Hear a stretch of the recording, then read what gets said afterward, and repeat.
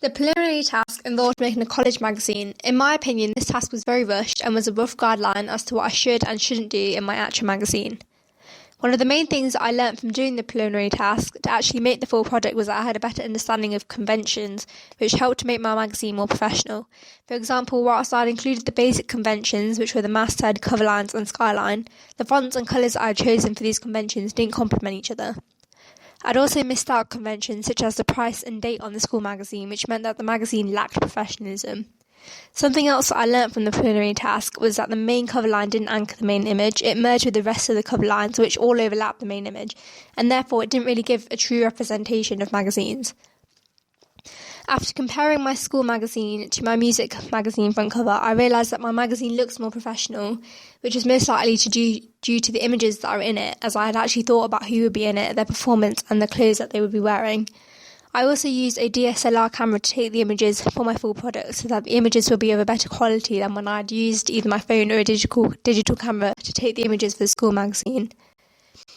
After doing this, I'd also learnt how to use the image adjustments on Photoshop to change the brightness and contrast and other things to do with lighting, and this helped to make the magazine more realistic.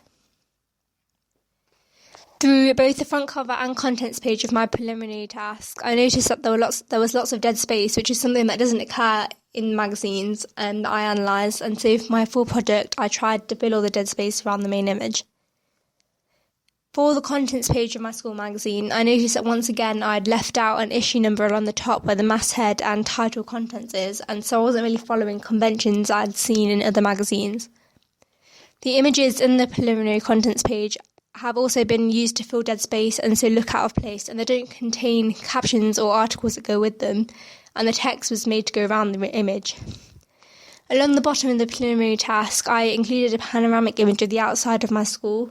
After looking at other contents pages, I noticed that along the bottom is generally a subscription box, which has an offer to make people want to buy the magazine again. And for the music magazine, I used the convention of the subscription box.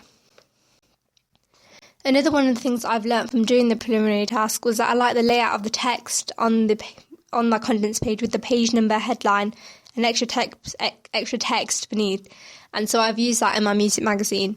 I've also slightly changed this as I realised that the page numbers weren't in numerical order and that the kerning of the text was too tight. Thank you for listening.